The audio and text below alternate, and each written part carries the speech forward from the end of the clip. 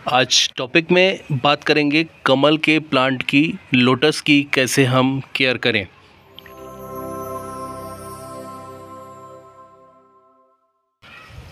Lotus का plant एक बहुत ही सिंपल प्लांट है। इसकी केयर बहुत ही ज़्यादा आसान होती है।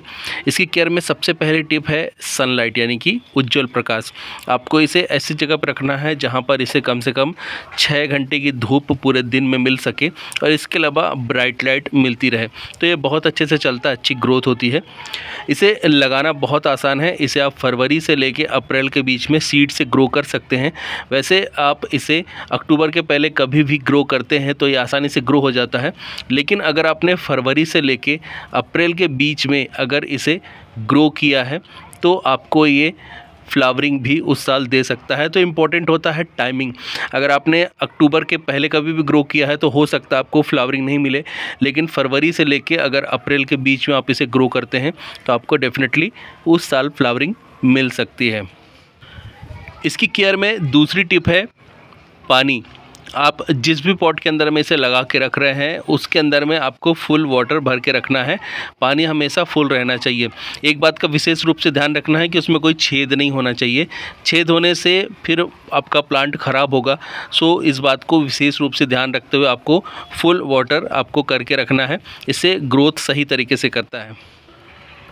तीसरी टिप है इसको फर्टिलाइज़ करने का। सो आप इसे गोबर की खाद दे सकते हैं। आप देखेंगे वहाँ पे सेंटर पे आपको एक उपला दिख जाएगा। सो इतना बड़ा टुकड़ा इसके अंदर में मैं छोड़ देता हूँ और आराम से उसके अंदर में से जितना भी न्यूट्रिशन है वो धीरे धीरे पौधे को मिलता रहता है। सो समय समय पे इसे चेंज करते रहना चाहिए, जिससे न्यूट्रिशन भी इसे मिलता रहे, ग्रोथ भी होती रहे और जो पॉट है वो भी आपका साफ़ रहे। तो करीब 1 से 2 महीने में इसे आप चेंज कर दीजिए। सो इससे न्यूट्रिशन अच्छे से इसको मिल जाता है। ये एक सबसे अच्छा तरीका है कि आप उपला इसके अंदर में छोड़ दीजिए, या फिर आप इसमें वर्मी कंपोस्ट या काउ डंक को एक पोटली में बांध करके भी अंदर छोड़ सकते हैं, या इसके मिट्टी के साथ में बॉल बना करके भी छोड़ सकते हैं। या फिर आप इसकी सॉइल के अंदर में नीचे एक पुड़िया बना लीजिए NPK की 19-19-19 या 20-20-20 कोई भी जो अवेलेबल हो, और उसको आप मिट्टी में दबा सकते हैं। तो 15 दिन में आप NPK भी दे सकते हैं, करीब 1 ग्राम के आसपास। तो ये सारे तरीके हैं इसे फर्टिलाइज़ करने के, और इन सभी मेथड से आप इसे आसानी से फर्टिलाइज़ कर सकते हैं। नेक्स्ट टिप है क्लीनिंग। आपको इसका पॉट हमेशा क्लीन रखना है। कोई भी कचरा या पत्तियां खराब अगर इसके अंदर में दिख रही हैं तो आप उन्हें समय समय से निकालते रहें। इससे प्लांट आपका सही तरीके से चलता है। नेक्स्ट है वाटर चेंज। आप इसका समय समय से पानी भी चेंज कर सकते हैं। तो करीब 1 से 2 महीने का जब समय हो जाए, पानी अगर आपको काला दिख रहा है या प्लांट आपको थोड़ा सा इनएक्टिव सा दिख रहा है तो आप इसका पानी भी चेंज कर सकते हैं। इससे निकलने वाले पानी को आप गमलों में दे सकते हैं और इसके अंदर में फ्रेश वाटर आप ऐड कर सकते हैं। तो ये भी एक इम्पॉर्टेंट है इसकी केयर में कि आप इसका पानी समय समय से चेंज करते रहें।